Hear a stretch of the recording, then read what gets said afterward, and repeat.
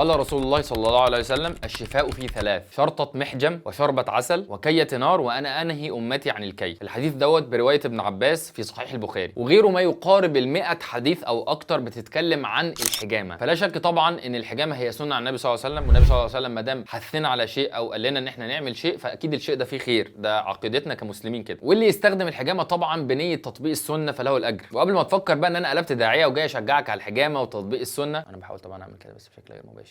انا جاي اكلمك بصفه الطبيه واعرفك يعني ايه حجامه اصلا. هل فوائد الحجامه مثبته طبيا وعلميا؟ ايه هي فوائد الحجامه؟ هل الحجامه بتعالج امراض معينه ولا احنا بنستخدمها كجزء في خطه العلاج؟ ايه المشاكل اللي الحجامه بتساعد في حلها؟ مين اللي الحجامه ممنوعه عشانه؟ وفي الاخر هحكي لكم تجربتي الشخصيه مع الحجامه وهل فرقت معايا في حاجه ولا لا. ففيديو دسم وحلو كده، فشوفانك في ايدك حجامتك في جيبك. يلا بينا.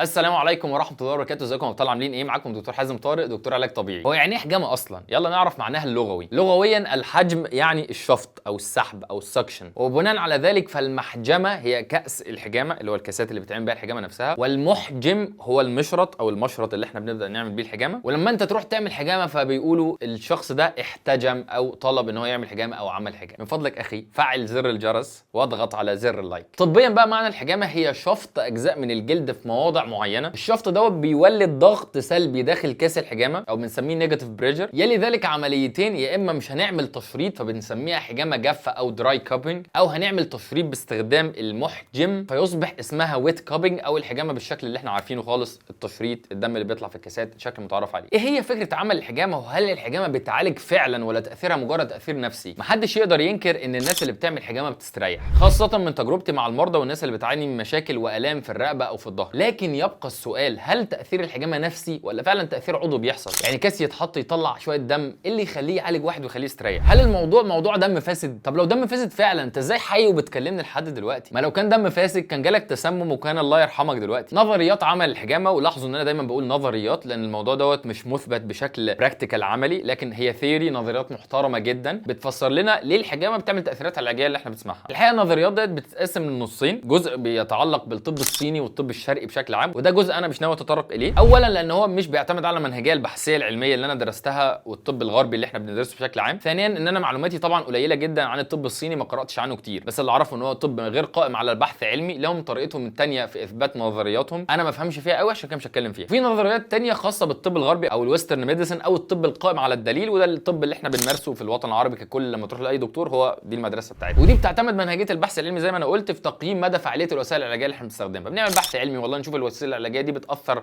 وتخفف ناس ولا لا. لو يبقى خلاص الوسيله دي كويسه، لو لا يبقى الوسيله دي مش كويسه، بهذه البساطه. وطبعا اكيد في تفاصيل اكتر كتير. اتكلم على النظريتين اللي عمل الحجامه بالتفصيل، بس قبل ما ابدا النظريات ديت لو انت مش عايز تسمع علم كتير، وان كنت ارشح ده عشان هتبقى فاهم جدا، ممكن تروح على طول للدقيقه ديت عشان تبدا تعرف ايه الحالات اللي الحجامه بتبدا تعالجها. الطبيعي ان البي اتش او مستوى القلويه والحمضيه في الدم متعادل او يميل الى القلويه شويه 7.3. مع المجهود العضلي والعادات الغلط اللي بنبدا نعملها والاوضاع المختلفه اللي بنقعد بيها اثناء اليوم بتبدا تزيد حمضيه الدم شويه، والبي اتش دوت رقمه بيبدا يقل. طبعا في الطبيعي المسؤول عن ضبط البي اتش داخل الدم هي الكلى والرئه بشكل اساسي. الكلى عن طريق وظائفها المختلفه، والرئه عن طريق عمليه التنفس. في نظام تاني بيساعد في عمليه ضبط البي اتش دوت، وهو نظام عن طريق كريات الدم الحمراء او الار بي سيز، ريد بلاد سيلز. الكريات الدم الحمراء لما بتلاقي الاحماض والمواد الاخراجيه ديت تراكمت في العضلات بتبدا تمسك فيها، فبيبدا يزيد حجمها وتبقى متقاربه اكتر من بعضها وتبقى ريجيد او صلبه شويه وبتقل فعاليتها. وهنا بقى يجي دور الطحال، بيكسر ويفلتر كريات الدم الحمراء عشان يعيد التوازن للدم مره ثانيه ويتخلص من المواد الاخراجيه والحمضيه اللي داخل الدم. مع الحجامه بقى والتشريط والدم اللي بيبدا يطلع محمل بالار بي سيز او كريات الدم الحمراء الموجوده فيه ديت بالمواد الاخراجيه والحمضيه اللي بتكون متراكمه جواها، ده بيساعد ان الحمضيه تبدا تقل في الدم فالدوره الدمويه ترجع بشكل افضل داخل الاوعيه الدمويه، وبكده الحجامه تكون لعبت دور طحال خارجي ساعد في فلتره الدم بتاعتها. واستخدام الحجامه بشكل عام بشكل متكرر على المناطق ديت بتحسن العمليه ديت اكتر، وبتحمي الجسم من الاصابه بالجلطات عن طريق انها بتشيل الدم الراكد او اللي هو ما فيهوش حركه كتير في الدوره الدمويه. ودي النظريه الاولى. النظريه الثانيه بقى بيكون ليها علاقه بدور الحجامه على حاجه بنسميها الفاشيه او اللفافه اللي موجوده في الجسم، ودي النظريه اللي هتفسر لنا ليه ما بنعمل حجامه الحركه بتاعت مفاصلنا بتكون افضل وبنحس ان عضلاتنا مرنه اكتر. بين الجلد وطبقاته والعضلات بتكون في طبقه موجوده بنسميها الفاشيه او اللفافه. الفاشيه ديت عامله زي الجاكيت الكبير او السالوبيتا اللي انت لابسها في جسمك كله، ماسكه من اول دماغك خالص من اول فوق لحد صباع رجلك الصغير من تحت. انسجام وترابط عجيب سبحان الله. مع المجهود المجهود والعادات الغلط اللي بنبدا نعملها والشد العضلي اللي بيحصل ويتكرر يحصل ويتكرر، بيحصل اعاقات للفاشيه ديت او بنسميها مايوفاشيال ريستريكشنز. فبتصبح الفاشيه او اللفافه ديت في حتت معينه اقل مرونه. مكان قله المرونه ده بيبدا ياثر على مرونه المفاصل والعضلات. تخيل ان انا امسكك دلوقتي من الحته دي وامسكك كده واكرمشها جامد. طبيعي لما هي تمسك بالشكل ده كده خدت كتفي لقدام،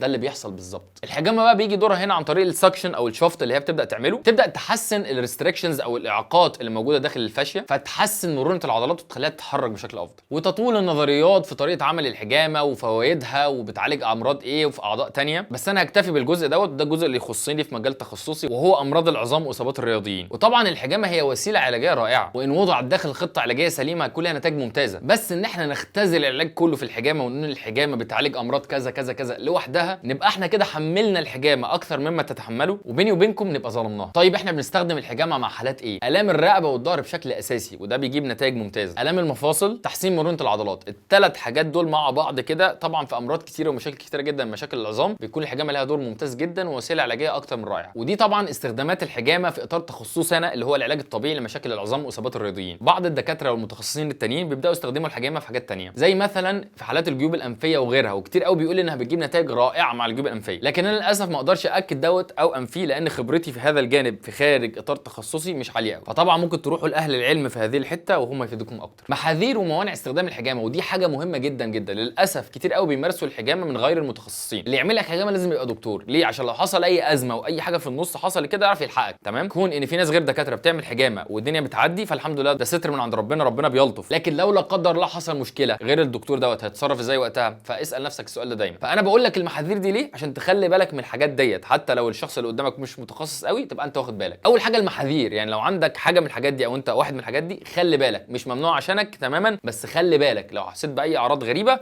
وقف فورا. بتتبرع بالدم كتير او لسه متبرع بالدم قريب، اللي بياخد ادويه سيوله خلي باله قوي، الكليكسان والحاجات ديت. لو في جلطات عميقه عندك او الدي في تي ديب فينس ثرومبوزس، او بتحس ان في الم عميق قوي داخل السمانه، سمانه واحده مش السمانتين، خلي بالك. مرض السكر عندك مش متظبط، يعني بتاخد انسولين وبرده مش متظبط، سكرك دايما عالي. لو عندك فقر دم حاد او انيميا حاده، او بنت اثناء الدوره الشهريه بتاعتها ما تعمليش حجامه. لو في ورم في المفصل ما تعملش حجامه، او على الاقل خلي بالك. المراه الحامل تخلي بالها برده الموضوع بتاع الحجامه. لو عندك فشل كلوي خلي بالك من الموضوع بتاع الحجامه. ايه موانع الحجامه؟ لو عندك الحاجات دي ما تعملش حجامه، كلمه واحده. اول حاجه في مكان الكسر، اكيد لو عندك كسر ما تروحش تعمل حجامه في مكانه. على الجروح، لو عندك تعويره، اي جرح سطحي، اكيد ده مش مكان حجامه. لو عندك تمزق حاد في العضله او الرباط، يعني جالك تمزق في العضله او تمزق في رباط معين وحد قال لك بطريقه ما ان انت تعمل حجامه عشان تعالجها ما تعملش حجامه، اجري. موضع الشرايين والاورده الكبيره زي جنب الرقبه، الحته دي ممنوع ان انت تعمل فيها حجامه خالص، اوعى ابعد عن الحته دي. ارتفاع درجه الحراره، او لو انت سخن او عندك حمى او فيفر ودرجه الحراره بتاعتك عاليه ما تعملش حجامه في الوقت ده. بعض الناس بتقول والكلام ده مش مؤكد قوي ان الحجامه اللي تعملها عند منطقه الكوكسكس او منطقه الفقرات العصوصيه تحت ومنطقه اسفل الرقبه او الجذر بتاع الرقبه في الحته دي اماكن ممنوع من الحجامه. الحقيقه الكلام ده مش مثبت، ولو اتعمل فيه حجامه ممكن ما يضرش، بس برده ممكن نحطه ناحيه المحاذير اكتر من الممنوعات. تجربتي الشخصيه مع الحجامه، الحقيقه انا كنت من فتره قريبه خلصت تمرينه في الجيم وكنت راجع ظهري وجعني جدا، قعدت يوم كامل والديليت اونست ماسل سورنس او الالم بتاع بعد التمرين ده كان ملازمني. طبعا انا في الغالب ما بلاقيش وقت في العياده ان انا مع الدكاتره ان احنا يكون عندنا وقت نبدا نعالج بعض لو حد عنده مشكله، يعني بيني وبينكم باب النجار مخلع. بس ساعتها جبت صديقي دكتور احمد، قلت له يا دكتور احمد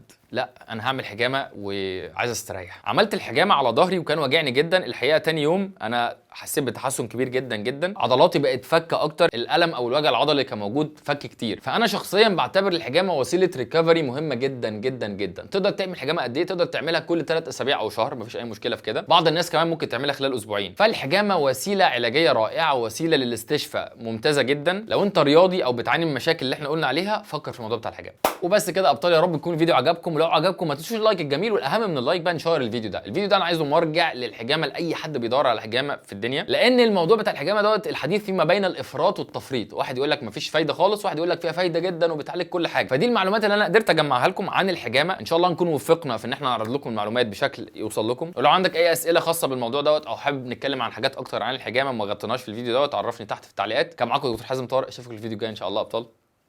السلام عليكم.